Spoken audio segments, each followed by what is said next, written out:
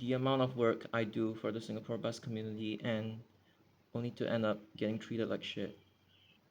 So one of my commenters, like my insiders basically, one who comments frequently on my videos, I think a couple months ago, it's regarding the new service, and then they're saying storage buses to be leased over, and some double-decker buses from SBS Transit will be given to 104. So this is reliable information, and this basically means that 104 is actually double-decker friendly. I mean, I've already said that beforehand, but if you guys actually want proof, here is a proof. This is for y'all that are still confused. So 104. I mean, I already told you about the renumbering 11 months ago, and then a few months ago, I told you guys about the exact route, but I just wasn't sure if this sector was part of the route. So apparently it turns out it was actually part of the route. So one bound, it'll actually go like this. And then the other bound, they would build like a new bus stop around here. And then, yeah, just like that. You can just blame the Y junction here as to why this route has to be crayon in a certain manner. But back then, I wasn't sure if there was this part, and then I wasn't sure if this part would use double deckers or not. But then when I look at it, it's a renumbering of 43M. Obviously, it's gonna have double deckers, right? Because you have to remember that this area is actually quite devoid of buses, like here and then here. 104 is basically meant to target people along here. Bring them to NEX. Bring them to places like Bangkok MRT. So 104, I mean, it wouldn't survive without double deckers. So this information is from another person. It's not from me, but basically they said that this is regarding like what are the impacts of the loss of 43M per se. So the thing about there not being 43M anymore is that, okay, there is still 43, but 43 is very prone to congestion, like further south of the route, like somewhere near Paya Lebar Road. Reliability issues in general. So what this means is that obviously this site is going to see a decrease of frequency, and the effect is that yes, commuters could survive with just 43, but it's going to be a pain in the ass trying to squeeze on board 43 like right now. And the reason being, let's say you are at Buangkok Vale, not this not these flats over here, but at Buangkok Vale. And then your closest bus stops are this one or this one.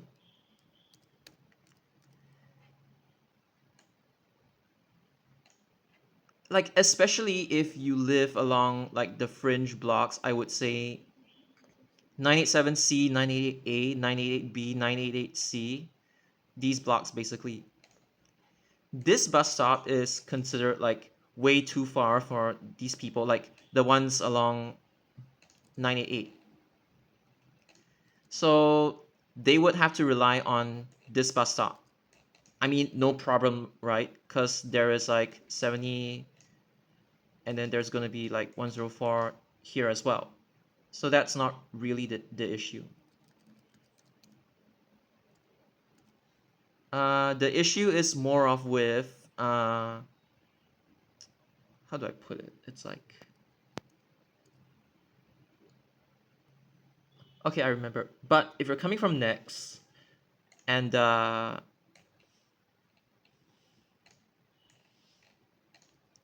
you want to alight at this bus stop, there is only 43, and there is no 43M left, because 43M is going to be withdrawn and renumbered to 104, and then the route will change.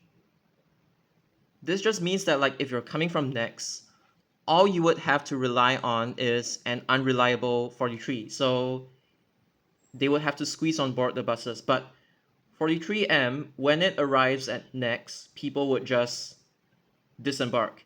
And then you would pretty much have a more or less empty 43M. So 43M, the reason why it was even crayon in the first place was out of necessity. Like, it is basically to boost the sectors of 43 that need the extra buses the most. More specifically, Pongo to Nex. So now that you've taken 43M, the passengers would have no choice but to squeeze on board 43. Okay, the reason is because if they take 104 to this bus stop, they would have to, like, I don't remember where the pedestrian crossing is, but they have to like wind all the way like this. And that's why it's like, yes, they could take 70 when they're going towards Nex, but coming back from Nex, they have no choice but to take 43 to access this bus stop because it's along the correct side of the road. Like, you don't actually have to cross the road and go back home. And this bus stop, it's a little bit too far for these people as well. So I mean, there's 70 over here, like I explained. And obviously, if okay, I could also say it like this. From here to go to Nex, there is no more 43 and there is just 43. So yeah, it's kind of the same thing, the congestion. Also, the other thing that they pointed out is that nowadays 156 goes Buangkok, right? It doesn't serve like Sengkang East Road anymore. So if I zoom out a little bit, anyway, just to show you guys again in case you are still unclear, 104 is like this, 43 is like this.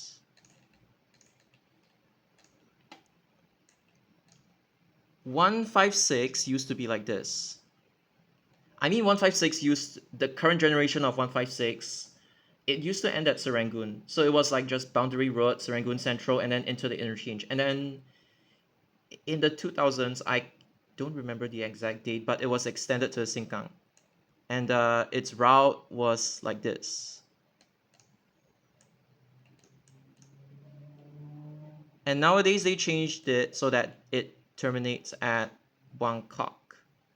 The reason why 156 even terminates at Buangkok is because, okay, 156, it was originally slated to go into Buangkok via Buangkok Drive like this, but they, after like some feasibility study and discussion, they realized that this bus stop is like kind of neglected. It only has like, I think 163 to Sengkang, and then there's no bus service from here to Buangkok. So they're like, okay, we're gonna make use of the opportunity and we're gonna make 156 go into Buangkok instead. So the knock-on effect is that I would say, yes, along this sector, there is no more 156. I mean, here as well, but basically this sector, okay, let's say up to here. Okay, I would just say this general area, they have no more 156. So obviously, 43M's demand along, just this general area, I would say, it'll increase. And there's no more 43M to help out. I mean, 104, it only helps out till over here. This is the sector that it's really gonna feel the heat because they only have one bus service now to Nex, and it's their only bus service, it's like the fastest option ever. And then 159, it's only present from after Hougang Avenue 4, like around here. Like this.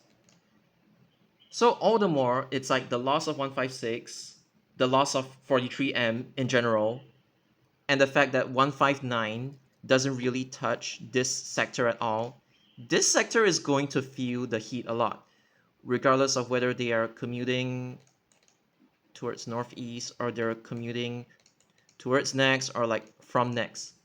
They are going to feel the heat. I mean, they still have a bus service, it's just that the loss of 43M would impact them the most. And it's not because 104 throws or anything. Anyway, the reason why it throws is because this sector is like completely devoid of buses and they need a connection to like Serangoon at least. Because currently there is just no connection from there to Serangoon. They have to take like, okay, before 104 gets introduced, they would have to like take service 50 to come out to Yio Chu Kang Road, and then they have to change 70, something along those lines. So now that they have 104, yeah. So it isn't really about 104 winding or anything. It's more of this area is just gonna feel the heat. And I would even say this area as well. Basically the areas that will lose 43M. So it's more of like a crowd control issue. Now, granted, the short-term solution might be to introduce something like 43B from Serangoon Central next, because you want to have empty buses at next, and then let's say it ends around here. I would say conceptually it should probably end around this area. So yeah, the short-term solution would probably be to introduce this. I mean, given the whole bus driver shortage and double-decker bus shortage in general. Okay, so I'm just gonna end up this video with something unrelated, but in case you're wondering what's happening to the OC500LEs, this one has already been laid up for quite some time. So those not extending are on the right, and those extending, it's basically 11, 12, 13, 15, 16, 17, 18, 19, 21, and 22. So some of them, they would actually receive, I mean, they were supposed to deregister 2025, right? So they got 2 years extension. It's not 2+1 like some of the Scania KUBs got, but basically it's just 2 years. So it's standard anyway. I don't have to explain much about this. So yeah, you guys have some time to write OCs. I mean, hopefully the OCs, they would get transferred from Gali Batu to Sunli, because they're throwing all the diesel buses to Sunli anyway. I mean, most of them, it's like they would gradually, I mean, the electric buses, they would send them over from Gali Batu to Sunli, right? So hopefully they would be able to do either these two services again, because these two, they have no documentation on YouTube. So that's hopefully. I know the chances are low, but right now some of them got extended and there is technically still some hope left for the two remaining services. I'm not sure about 405, but yeah, just hopefully you guys have like 2 more years to catch it. Because usually batch ones, they would actually do the Sunli services, and then batch two, they would, I mean, nowadays they don't really stunt anymore, but it's like the batch two, they would usually be confined within Chua Chu Kang and Bukit Panjang. But basically batch one, and just hopefully they would do these two services again.